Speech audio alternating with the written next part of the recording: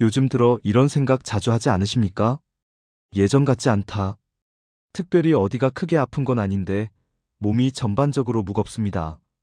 아침에 일어나면 개운하지 않고 손가락 마디는 뻣뻣하고 계단을 몇 층만 올라가도 숨이 찹니다. 식사 후에는 속이 더부룩하고 변은 시원하지 않고 건강검진 결과지를 받아보면 숫자들이 은근히 마음을 불안하게 만듭니다. 혈압은 경계선, 혈당은 살짝 높음, 콜레스테롤은 관리 필요? 병원에서는 아직 심각한 건 아닙니다라고 말하지만 우리는 압니다. 뭔가가 조금씩 달라지고 있다는 걸. 중년 이후의 건강은 조용히 변합니다. 어느 날 갑자기 쓰러지는 게 아니라 수년간 쌓인 생활 습관이 어느 순간 한계를 넘는 것입니다. 40대까지만 해도 버티던 몸이 50대에 들어서면서 신호를 보내기 시작합니다. 피로가 오래가고 뱃살은 쉽게 빠지지 않고 예민함은 늘어나고 잠은 깊지 않습니다. 친구 중 한 명이 심근경색으로 쓰러졌다는 소식, 지인이 당뇨 합병증으로 고생한다는 이야기, 갑작스러운 암 진단 소식이 들려오면 가슴이 철렁합니다. 설마 나도라는 생각이 머리를 스칩니다. 그런데 여기서 우리가 자주 빠지는 함정이 있습니다. 공포에 휩쓸려 극단적인 선택을 하는 겁니다. 갑자기 비싼 건강식품을 잔뜩 주문하고 유행하는 슈퍼푸드를 찾아 헤매고 광고에서 본 추출물에 희망을 겁니다. 물론 도움이 될 수 있습니다. 하지만 정작 우리가 매일 반복하는 식탁은 그대로 둡니다. 냉장고 안에는 가공식품이 가득하고 채소는 며칠 지나 시들어갑니다. 건강은 특별한 것에서 오는 게 아니라 반복에서 옵니다. 오늘 저는 아주 흔한 채소 하나로 이야기를 시작해 보려고 합니다. 너무 흔해서 오히려 가치를 낮게 평가받는 채소, 양배추입니다. 양배추가 뭐 얼마나 대단하겠어라고 생각하실 수도 있습니다.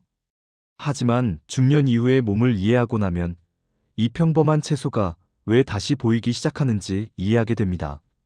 중년 이후 우리 몸에서 가장 큰 변화 중 하나는 만성염증의 증가입니다. 겉으로는 멀쩡해 보이지만 몸속에서는 낮은 강도의 염증 반응이 지속됩니다. 이 만성염증은 혈관 내벽을 자극하고 인슐린 저항성을 높이고 관절을 굳게 만들고 세포 노화를 촉진합니다.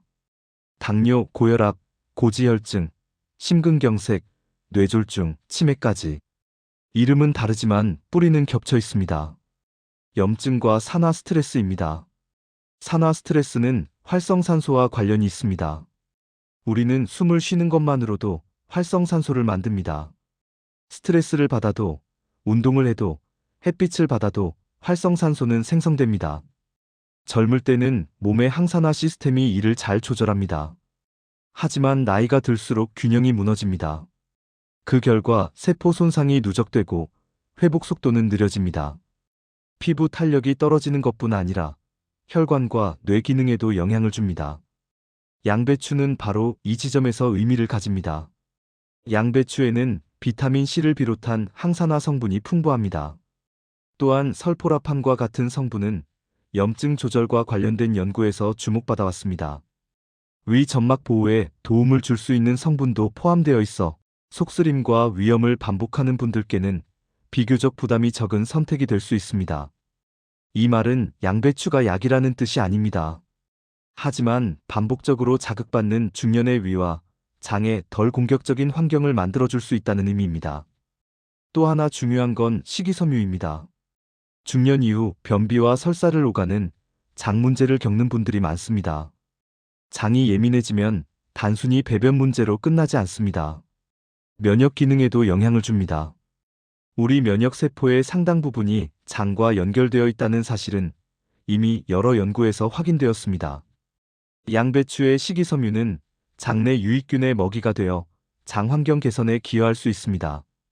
장이 안정되면 피로감과 잦은 잔병 치레가 줄어드는 경험을 하는 분들도 있습니다. 그리고 우리가 가장 걱정하는 혈관. 건강검진 결과지에서 가장 눈에 띄는 숫자들. 콜레스테롤, 중성지방, 혈당. 양배추에 들어있는 수용성 식이섬유는 장에서 담즙산과 결합해 콜레스테롤 배출을 돕는 역할을 할 수 있습니다. 항산화 성분은 활성산소를 줄이는 데 기여할 수 있습니다. 물론 이것이 막힌 혈관을 뚫어준다는 과장된 이야기는 아닙니다. 하지만 나빠지는 속도를 늦출 수는 있습니다.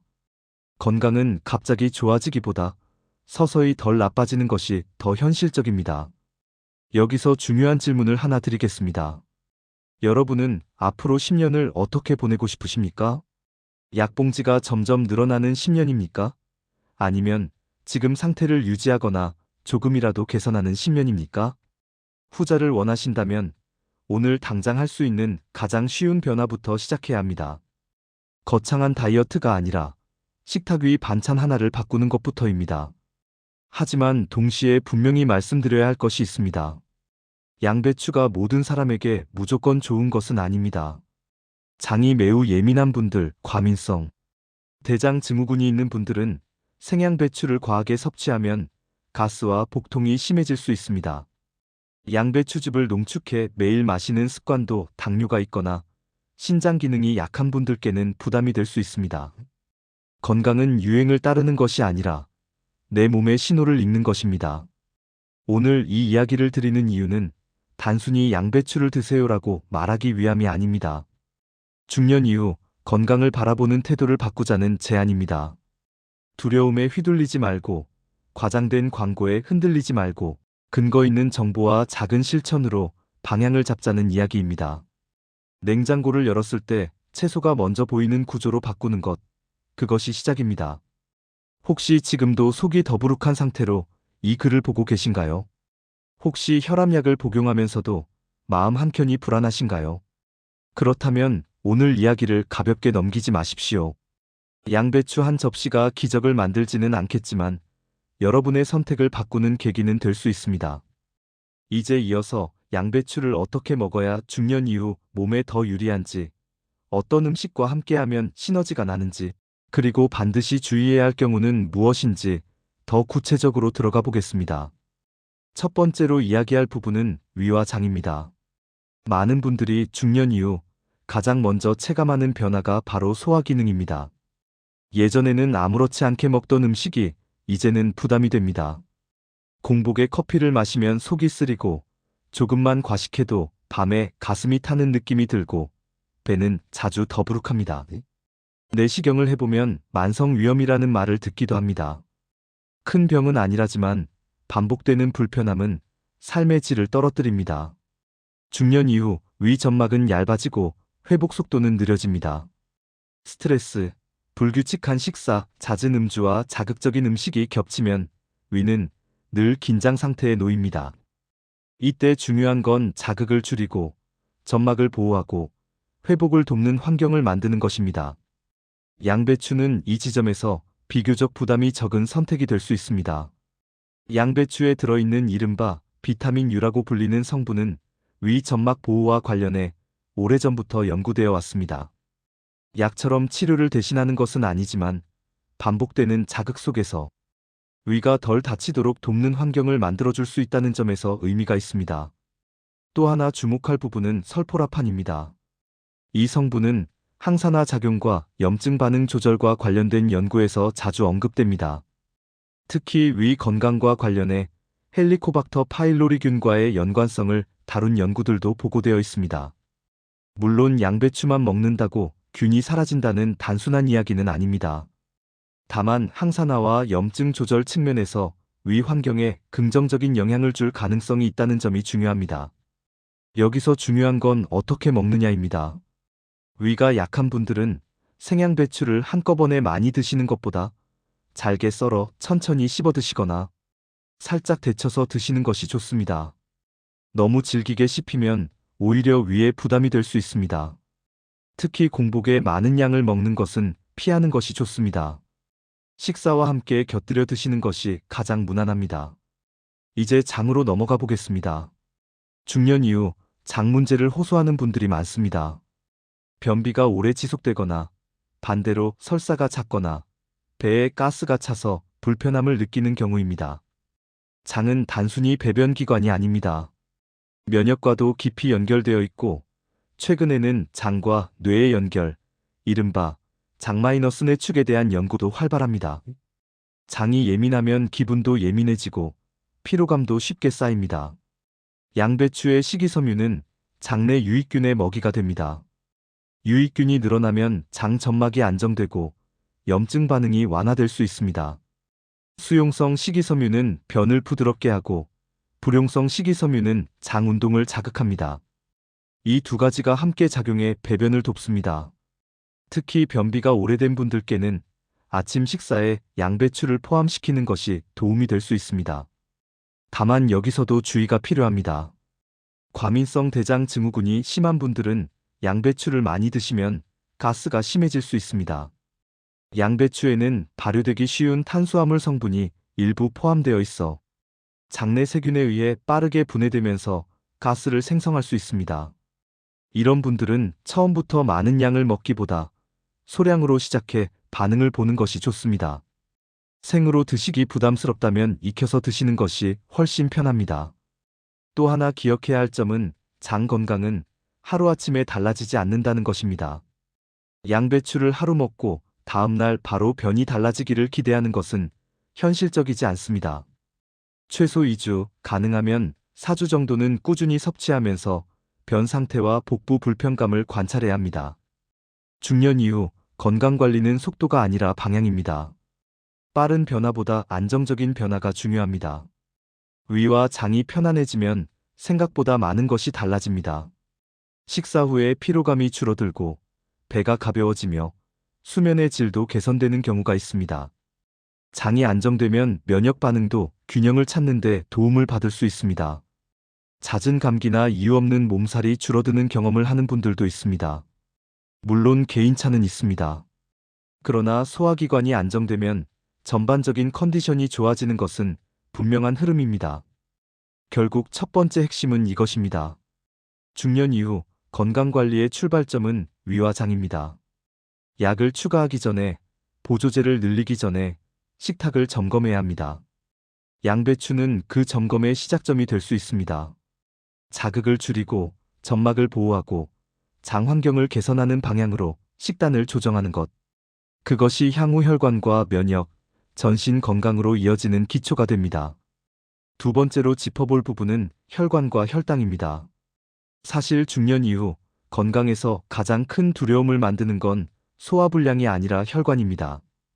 갑작스러운 심근경색, 뇌졸중, 당뇨 합병증 같은 단어들은 듣는 것만으로도 공포를 줍니다. 그리고 그 시작은 대부분 조용합니다.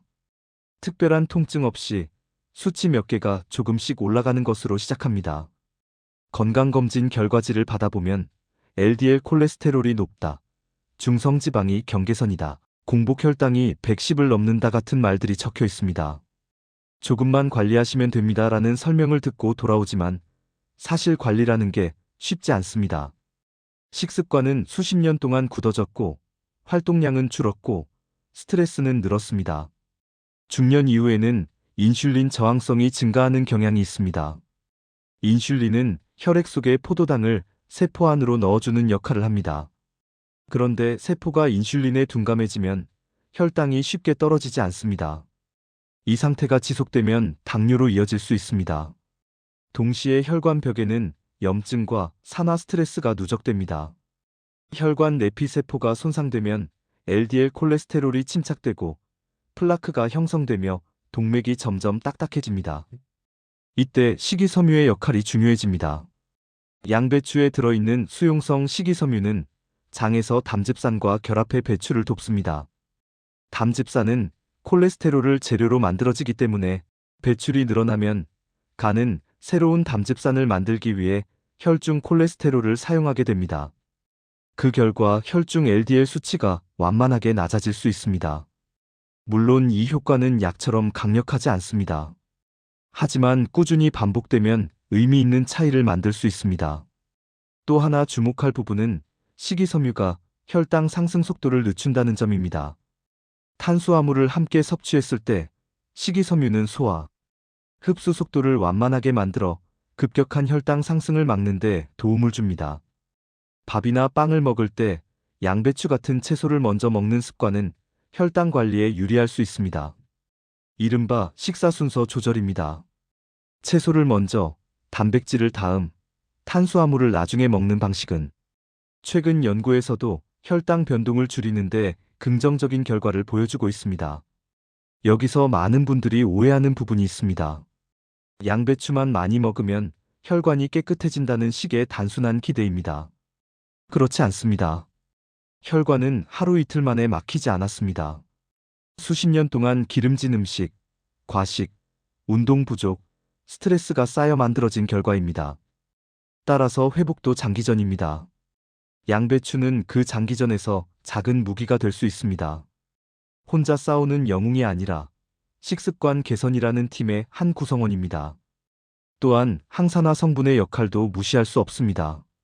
활성산소는 LDL 콜레스테롤을 산화시켜 혈관벽에 더 쉽게 침착되도록 만듭니다. 항산화 물질은 이런 과정을 일부 억제하는 데 기여할 수 있습니다. 양배추의 비타민 C와 다양한 파이토케미컬은 이런 맥락에서 의미를 가집니다. 특히 적색 양배추의 안토시아닌은 혈관 건강과 관련된 연구에서 자주 언급됩니다. 혈당 관리 측면에서도 양배추는 부담이 적은 채소입니다. 탄수화물 함량이 낮고 섬유질이 풍부해 포만감을 줍니다. 체중 관리에도 도움이 될 수 있습니다. 중년 이후 체중이 OKG만 늘어나도 혈압과 혈당, 콜레스테롤에 동시에 영향을 줍니다. 내장 지방은 염증 물질을 분비해 혈관 건강을 악화시킵니다. 따라서 체중을 안정적으로 유지하는 것 자체가 혈관 보호 전략입니다. 양배추는 열량이 낮으면서도 포만감을 줘 과식을 줄이는 데 기여할 수 있습니다. 하지만 여기서도 주의가 필요합니다. 당뇨가 있는 분들이 양배추즙을 과하게 마시는 것은 권장되지 않습니다. 즙 형태는 섬유질이 줄어들고 흡수 속도가 빨라질 수 있습니다. 또한 함께 넣는 과일이나 꿀 때문에 당분 섭취가 늘어날 수 있습니다. 혈당 관리가 필요한 분들은 가능하면 생채소 형태로 섭취하고 과일 추가는 최소화하는 것이 좋습니다. 그리고 무엇보다 중요한 건 약을 임의로 줄이거나 끊지 않는 것입니다. 이미 혈압약이나 당뇨약, 고지혈증 약을 복용 중이라면 식습관 개선은 보완 전략입니다. 약을 대체하는 전략이 아닙니다. 담당 의사와 상의 없이 약을 중단하는 것은 위험합니다. 건강은 실험이 아닙니다. 결국 두 번째 핵심은 이것입니다. 혈관은 하루아침에 망가지지 않았고 하루아침에 회복되지도 않습니다. 하지만 매일의 식사에서 작은 변화를 반복하면 나빠지는 속도를 늦출 수 있습니다. 양배추는 그 반복을 가능하게 해주는 가장 현실적인 선택 중 하나입니다. 세 번째로 이야기해 볼 부분은 만성염증과 면역, 그리고 노화입니다. 이 부분은 50대 이후 건강의 핵심이라고 해도 과장이 아닙니다. 겉으로 드러나는 병명은 다 다르지만 그 밑바닥에는 공통된 문제가 하나 깔려있는 경우가 많습니다. 바로 조용히 오래 지속되는 만성염증입니다. 아침에 일어나면 몸이 뻣뻣하고 무릎이나 어깨가 이유 없이 욱신거리고 피로가 쉽게 풀리지 않고 자꾸 잔병치레가 늘어나는 것. 이 모든 것이 단순히 나이가 들어서 그렇다로 끝나기에는 너무 억울합니다. 실제로 노화 과정에서는 산화 스트레스와 염증 반응이 서서히 증가합니다. 문제는 이 염증이 눈에 보이지 않는다는 점입니다. 급성 염증처럼 열이 나거나 붓지 않기 때문에 방치되기 쉽습니다. 우리 몸은 에너지를 만드는 과정에서 활성산소를 만들어냅니다. 이 활성산소가 과도해지면 세포막, 단백질, DNA까지 손상시킬 수 있습니다.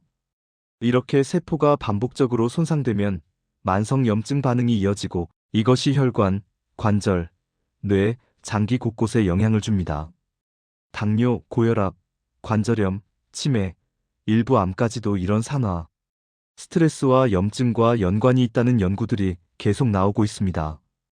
양배추에 들어있는 설포라판은 이런 염증과 산화 스트레스와 관련해 자주 언급되는 성분입니다. 설포라판은 체내 해독 효소의 활성을 도와 산화 스트레스를 줄이는데 기여할 수 있다고 알려져 있습니다. 또한 항염 작용과 관련된 연구도 있습니다. 물론 이 성분 하나로 병을 고친다고 말하는 것은 과장입니다. 하지만 장기적으로 염증 환경을 완화하는 데 도움을 줄 수 있는 식품이라는 점은 의미가 있습니다. 특히 적색 양배추에는 안토시아닌이 풍부합니다. 이 색소 성분은 항산화 작용을 하는 것으로 알려져 있습니다. 항산화 물질은 활성산소를 중화시키는 역할을 합니다. 노화가 가속되는 과정에서 피부 탄력 저하, 혈관 탄력 감소, 인지 기능 저하 등이 나타나는데 항산화 식품 섭취는 이런 변화를 완전히 막지는 못해도 완만하게 만들 수 있습니다. 면역력 측면에서도 생각해 볼 필요가 있습니다. 나이가 들수록 면역 체계는 예전만큼 빠르고 강하게 반응하지 않습니다. 작은 감기에도 오래 고생하고 대상포진 같은 질환이 생기기도 합니다. 장 건강은 면역과 밀접하게 연결되어 있습니다. 장에는 우리 면역세포의 상당 부분이 분포해 있습니다. 양배추의 식이섬유는 장내 유익균의 먹이가 되어 장내 환경을 개선하는 데 도움을 줄 수 있습니다. 장내 환경이 안정되면 전신 면역 균형에도 긍정적인 영향을 줄 수 있습니다. 또 하나 중요한 부분은 뇌 건강입니다.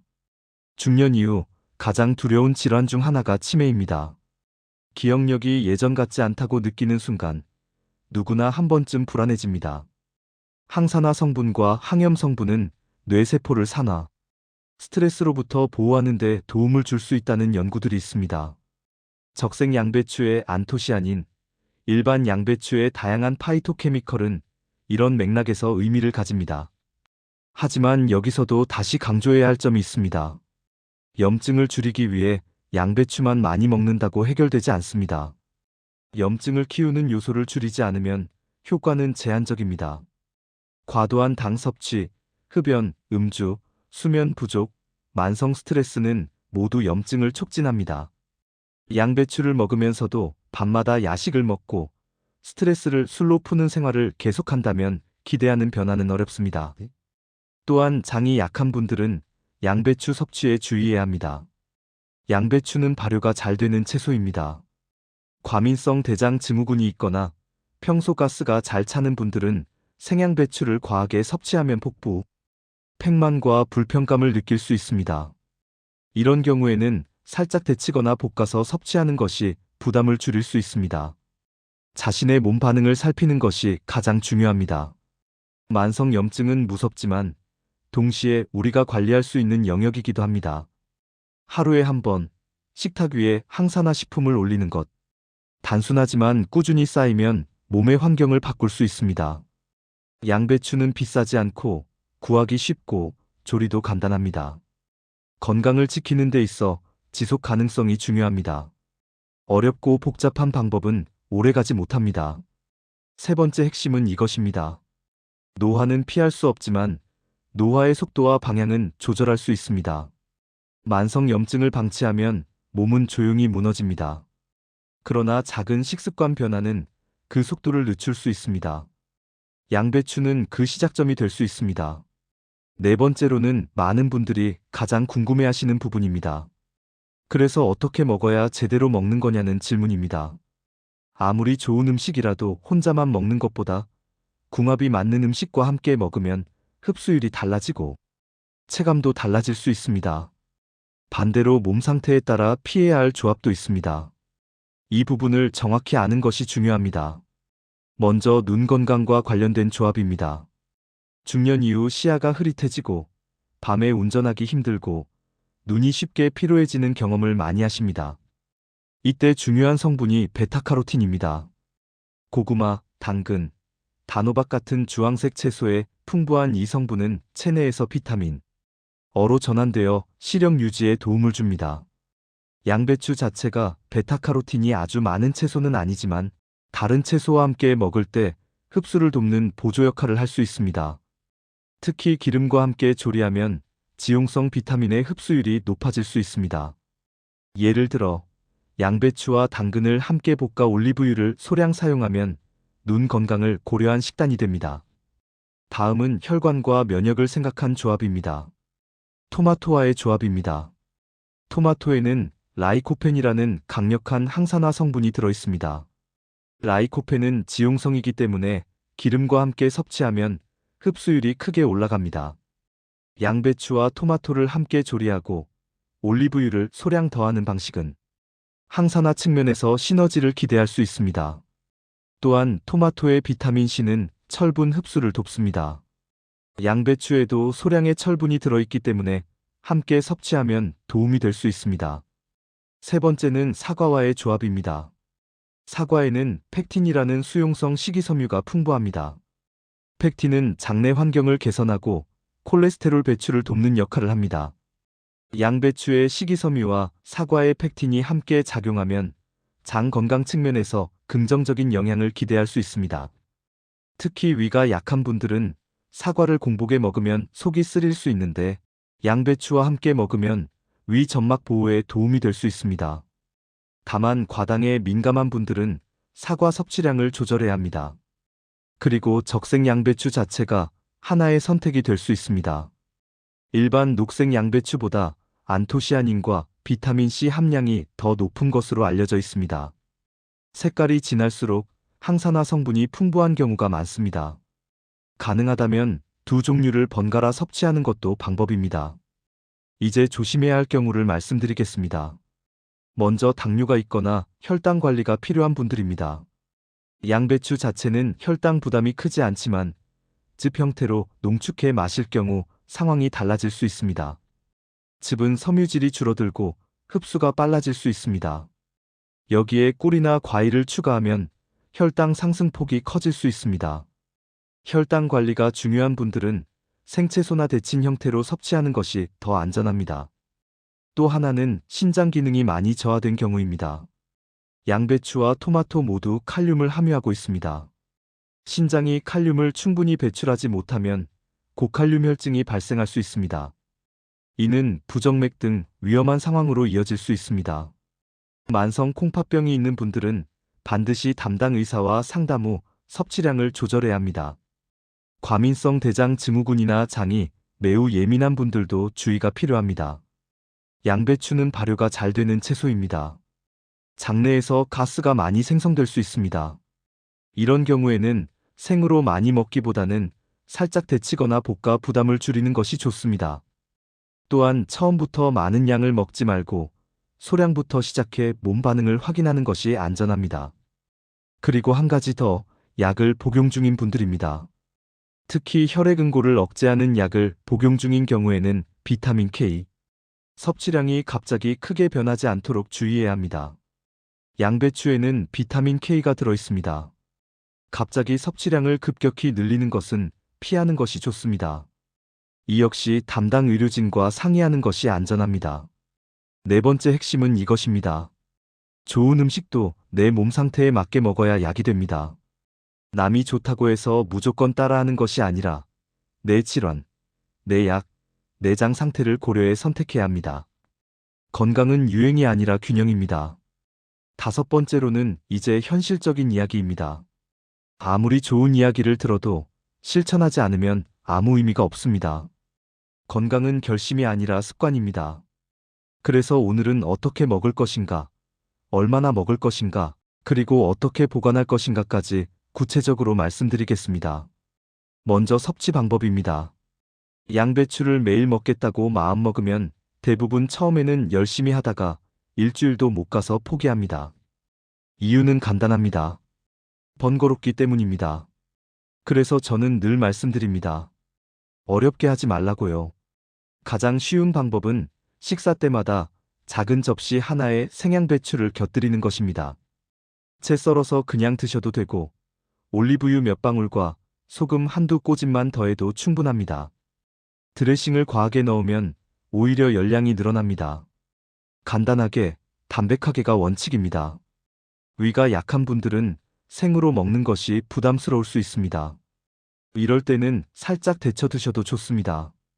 너무 오래 익히면 비타민C 같은 수용성 영양소가 손실될 수 있으니 살짝 숨만 죽이는 정도로 조리하는 것이 좋습니다. 볶을 때는 기름을 과하게 쓰지 말고 중불 이하에서 짧게 조리하는 것이 좋습니다. 이제 많은 분들이 궁금해하시는 해독 주스 이야기입니다. 양배추와 토마토를 활용한 간단한 방식이 있습니다. 방울토마토 10개 정도, 양배추 한 줌 약 70에서 80g 정도 레몬즙, 약간, 꿀은 필요하다면 아주 소량만. 토마토는 칼집을 내어 살짝 익혀도 좋고 전자레인지에 3분 정도 돌려도 됩니다. 이렇게 하면 라이코펜의 흡수율이 올라갈 수 있습니다. 그 다음 양배추와 함께 믹서에 갈면 됩니다.